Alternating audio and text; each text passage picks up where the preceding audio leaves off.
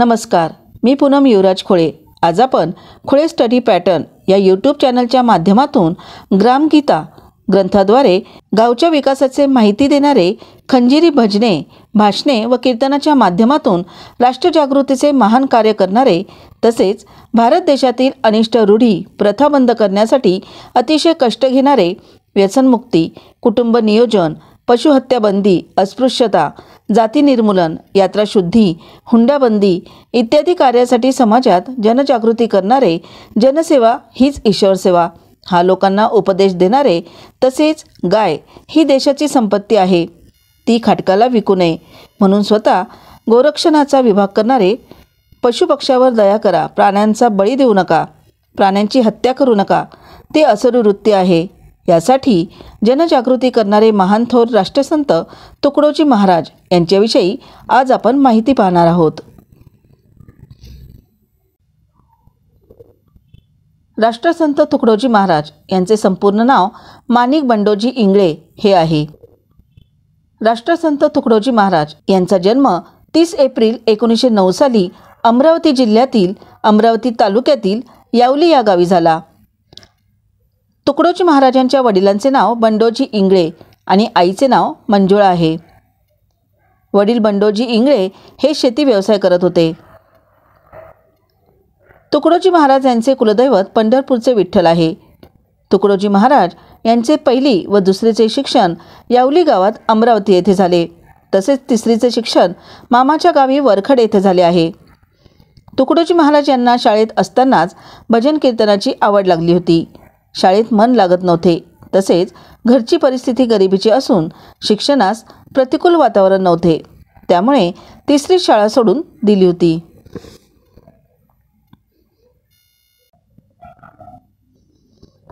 तुकडोजी महाराज यांनी शाळा सोडल्यानंतर नाथपंथीय समर्थ आडकोजी महाराज भेटले। तुकडोजी महाराज यांनी आडकोजी महाराज यांना गुरु मानले होते, तसेच आडकोजी महाराज यांनी तुकडोजी महाराजांना आपले शिष्य मानून तुकडोजी असे नामकरण केले होते। आडकोजी महाराज यांनी तुकडोजी महाराजांना उत्तम प्रकारे डफडी वाजवणे तसेच प्रभावीपणे खंजिरी भजन करण्यास शिकवले होते। आडकोजी महाराज यांनी तुकडोजी महाराजांना रामकृष्ण हरी हा मंत्र दिला होता। तुकडोजी महाराज 9 वर्षाचे असताना आडकोजी महाराज मरण पावल्यानंतर तुकडोजी महाराज दुःखी होऊन विठ्ठलाच्या ओढीने पंढरपूरला गेले होते। तुकडोजी महाराज 13 वर्षाचे असताना ईश्वर चिंतनासाठी घर सोडून रामटेक व चंद्रपूरच्या घनदाट जंगलात निघून गेले।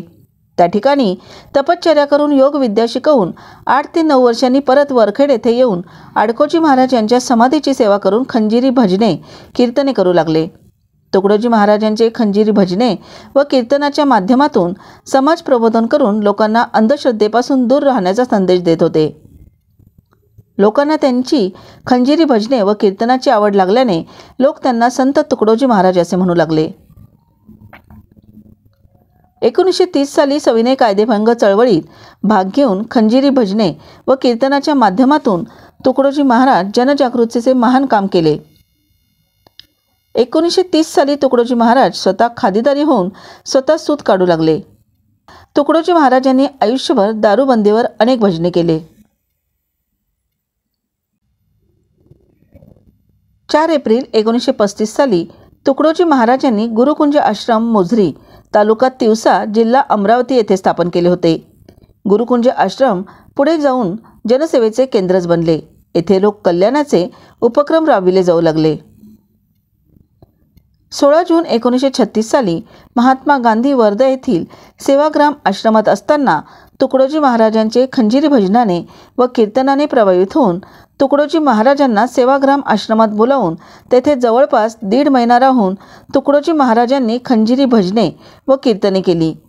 महात्मा गांधींच्या सहवासात राहिल्यामुळे तुकडोजी महाराजांना राष्ट्रप्रेम व स्वातंत्र्याची प्रेरणा मनात जागृत झाली। 1936 ते 1942 या काळात तुकडोजी महाराजांनी लोकजागृती, धर्मजागृती, लोक संघटन कामात स्वतःला वाहून घेऊन आपल्या कीर्तनातून व खंजिरी भजनातून लोकांना स्वातंत्र्याच्या लढ्यात सामील व्हा असे सांगत होते। 1942च्या भारत छोडो चले जाओ आंदोलनाच्या वेळी तुकडोजी महाराजांनी चलो जवानो करके दिखाओ अब कहने के दिन बीत गए पत्थर सारे बॉम्ब बनेंगे, भक्त बनेगी सेना, झाड झडूले शस्त्र बनेंगे असे भजन कीर्तनाने तरुणांची मने जिंकून घेऊन त्यांच्या मनात राष्ट्रभावना निर्माण करण्याचे काम केले। याची धास्ती घेऊन इंग्रज सरकारने तुकडोजी महाराजांच्या भजन कीर्तनावर बंदी घातली।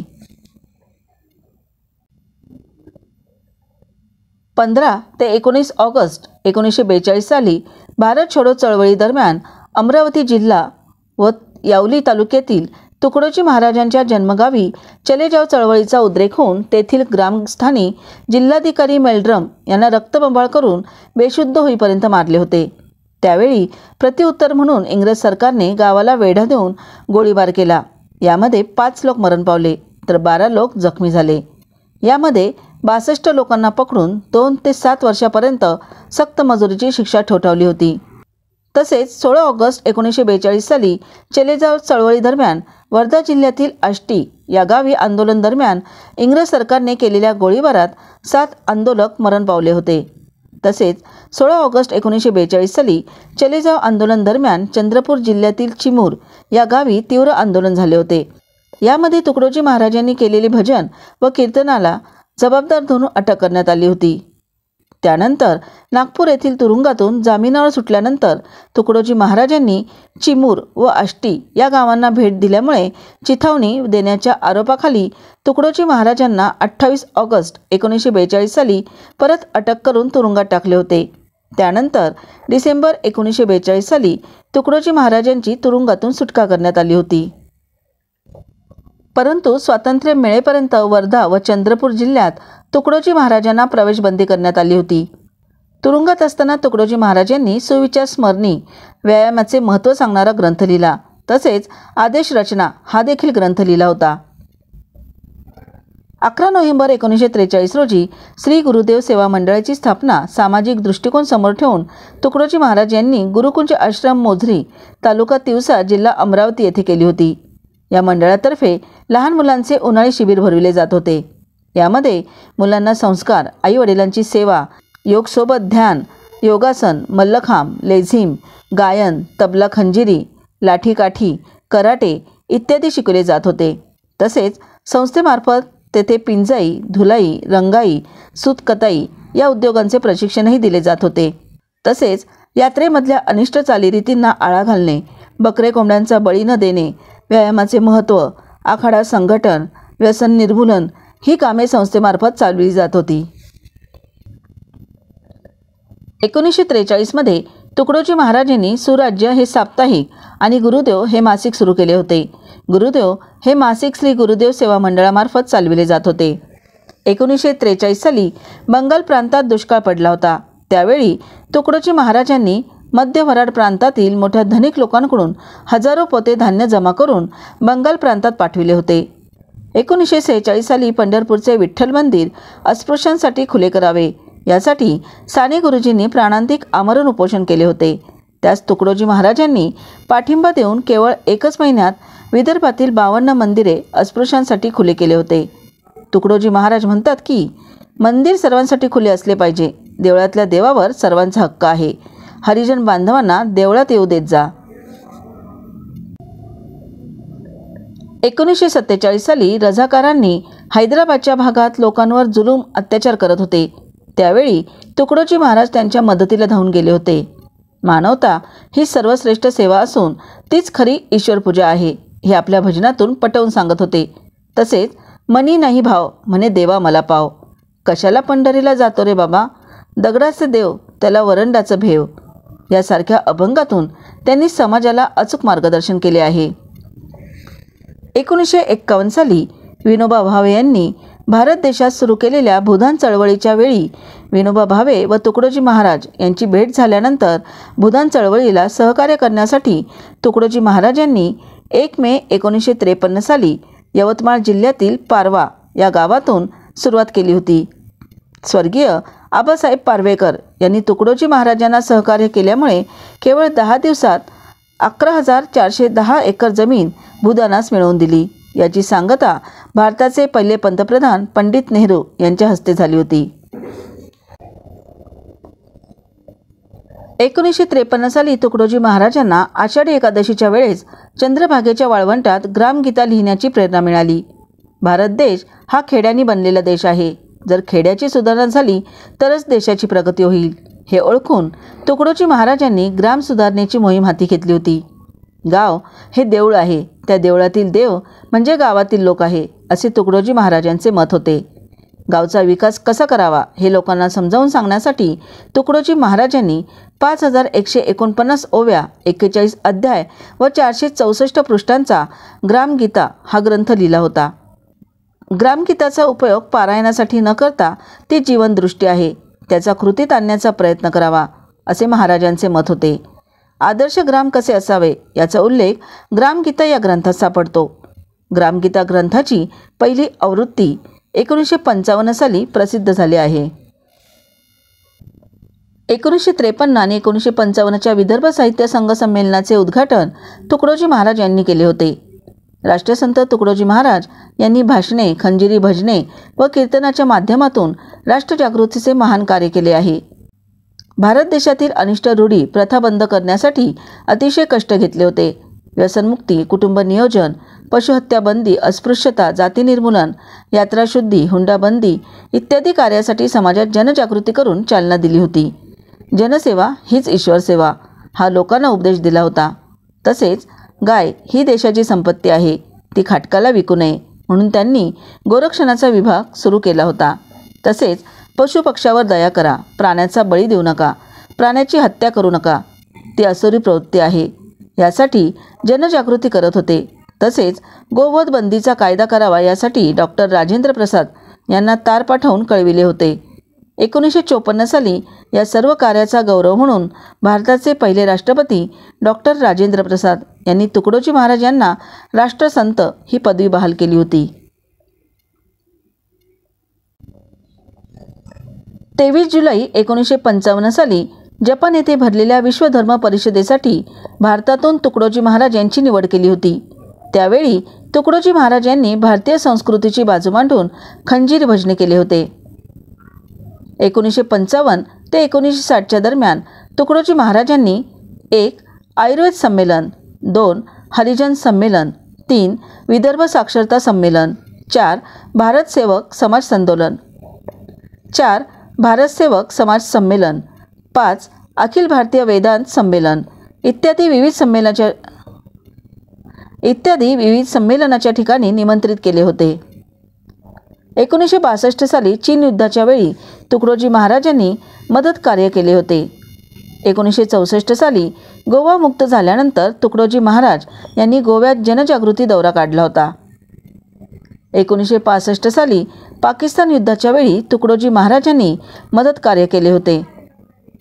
1966 साली प्रयागराज येथे भरलेल्या कुंभमेळ्यादरम्यान विश्व हिंदू परिषदेने भरविलेल्या संमेलनास उपस्थित होती.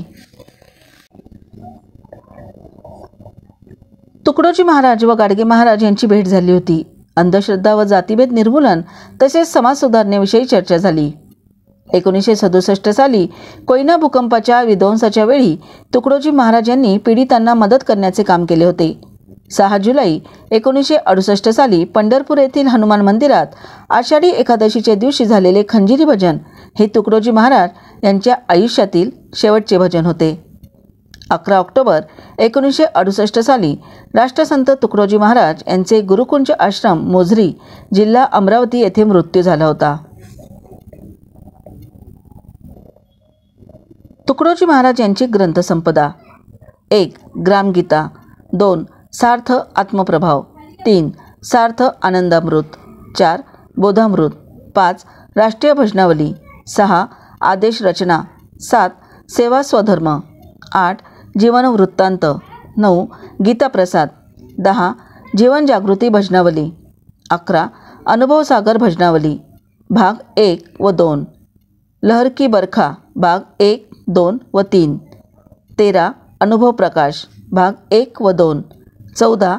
राष्ट्रसंताची अमृतधारा 1, 2 व 3, 15. मेरी जपान यात्रा इत्यादी. तुकडोजी महाराज यांनी अंदाजे मराठीत भजने 1160, अभंग 2109, श्लोक 676, ओव्या 5149, पोवाडा 10, मंगल अष्टके 11, तसेच हिंदीमध्ये भजने 2369, बरखा 1746, सद्विचार 1517, प्रार्थना अष्टक 8, मंगलाष्टक 5 याप्रमाणे लिखाण केले होते. राष्ट्रसंत तुकडोजी महाराज यांचा भारताचे पहिले पंतप्रधान पंडित नेहरू, भारताचे पहिले राष्ट्रपती डॉक्टर राजेंद्र प्रसाद, राष्ट्रपिता महात्मा गांधी, मौलाना आझाद अशा मोठ्या नेत्यांसोबत संबंध आला होता. 1993 साली राष्ट्रसंत तुकडोजी महाराज यांच्या कार्यप्रित्यर्थ भारतीय टपाल विभागाने त्यांच्या नावाने तिकीट काढले आहे. 2005 साली नागपूर विद्यापीठाचे नाव बदलून राष्ट्रसंत तुकडोजी महाराज नागपूर विद्यापीठ असे ठेवण्यात आले होते. महाराष्ट्र शासनाकडून राष्ट्रसंत तुकडोजी महाराजांचा जन्मदिवस ग्राम जयंती म्हणून साजरा केला जातो. सध्याच्या काळात राष्ट्रसंत तुकडोजी महाराज यांच्या विचारांचे प्रसिद्धीचे काम अखिल भारतीय श्री गुरुदेव सेवा मंडळाद्वारे केले जात आहे. राष्ट्रसंत तुकडोजी महाराज यांच्या नावाने सध्या 1 तुकडोजी महाराज साहित्य संमेलन, 2 तुकडोजी महाराज विचार साहित्य संमेलन असे 2 संमेलने भरविली जातात. व्हिडिओ आवडल्यास व्हिडिओला लाईक करून कमेंट करा व शेअर करा. तसेच चॅनलवर नवीन असल्यास चॅनलला सबस्क्राईब करून बेल आयकॉन दाबायला विसरू नका. धन्यवाद.